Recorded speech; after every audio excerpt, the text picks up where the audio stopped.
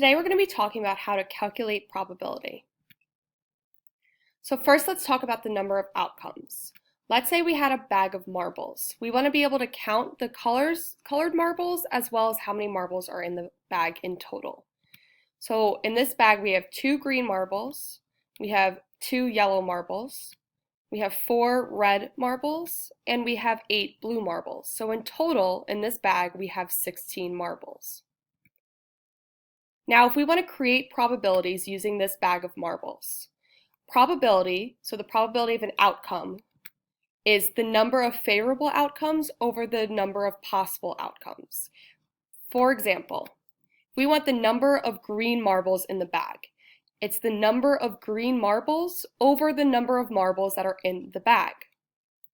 So it would be there's 2 green marbles out of 16 total marbles, and we always want to reduce our probabilities, so our probability of getting a green marble is 1 out of 8, which what we learned using our probability scale is an unlikely probability.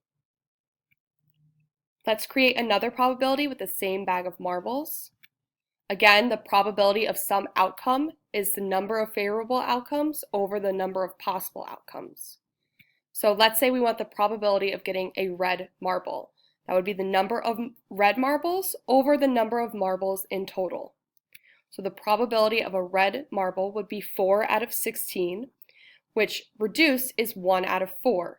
And again, using our probability scale, that's an unlikely probability because it is less than a half. Let's look at now a phone call log.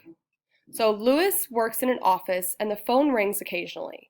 The possible number of phone calls he receives in an afternoon and their probabilities are given in the table. The table is up on the top of the screen. What is the probability Lewis receives 3 or 4 phone calls?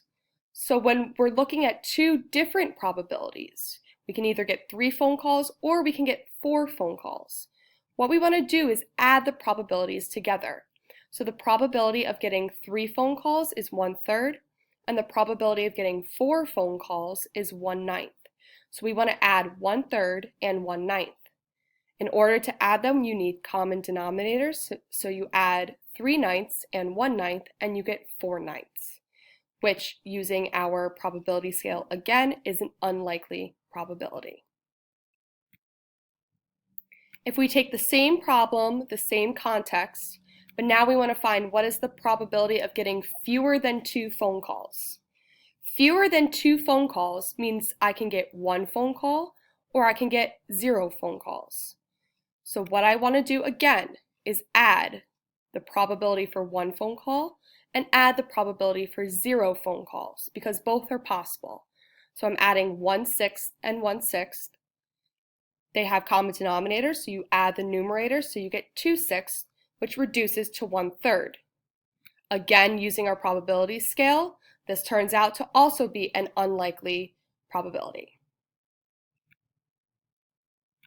Finally, again, using the same exact problem, we want to figure out what is the probability he will not receive 4 phone calls. So I don't know if you noticed before, let's go back a little bit, the probability scale is out of 1. So just like we've done in the past, where percent was out of 100, probability is out of 1.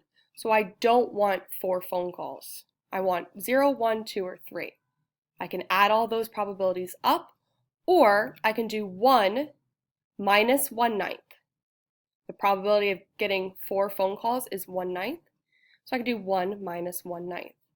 1, we need common denominators, so we'll turn 1 into 9/9 minus 1/9, you get 8 out of 9.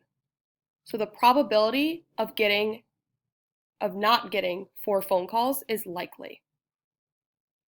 We're going to practice this more in class, but this is an overall understanding of how to create different probabilities.